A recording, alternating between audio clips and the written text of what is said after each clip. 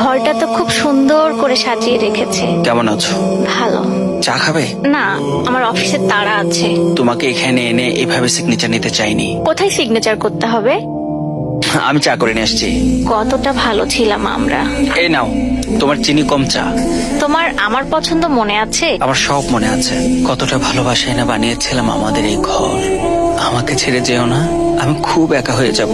ঘর অনেক সুন্দরভাবে গুছিয়ে রেখেছো। তুমি কি একটু বেডরুমে আসবে? কেন? তোমার কিছু জিনিস ছিল, আমি চাই না পরে এসব নিয়ে কোনো ঝামেলা হোক। আমি আমাদের ঘরটাকে খুব মিস করি। আমার সেই ছোট্ট বারান্দা, তোমার কাঁধের উপর মাথা রেখে আমার সেই নিশ্চিন্তের ঘুম, আমি সত্যিই খুব মিস করি। এগুলো নিয়ে যাও। এগুলো তো তোমার বাবার দেওয়া গহনা। গয়না পরার মানুষটা আমার সাথে নেই, তাহলে এই গয়না দিয়ে আমি কি করব? কোর্টে তো তোমার উকিল গহনা গহনা বলে চিল্লা। কোর্টের কথা কোর্টেই থাক, তোমার উকিলে তো কম যায়নি। কেন দিলা তাহলে ডিভোর্স? সিগনেচার তো তুমিও করেছিলে, রাগ করে তুমি চলে গিয়েছিলে।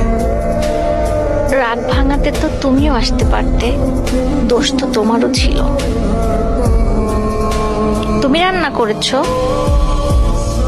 হ্যাঁ, এখন আমি রান্না করলেও তরকারিতে মাঝে মধ্যে মশলা বেশি হয়ে যায়। শুধু শুধু আমি তোমার উপর চিল্লাতাম। তোমার চাকরির পাশাপাশি ঘর সামলানো, এখন আমি বুঝি আমি কতটা ভুল ছিলাম।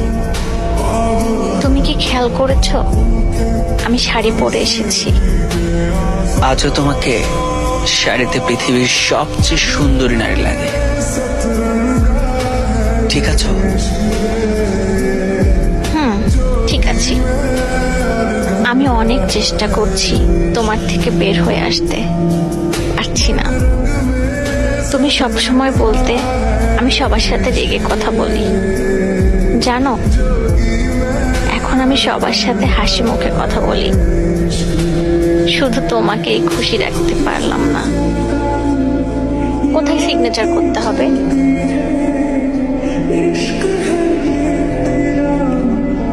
আমি বুঝে গেছি, তোমাকে ছাড়া ঘর কোনো ঘর না, একটা ঠিকানা মাত্র। আমি তোমাকে অনেক মিস করি, আমি তোমাকে ফিরে পেতে চাই। একবার সরি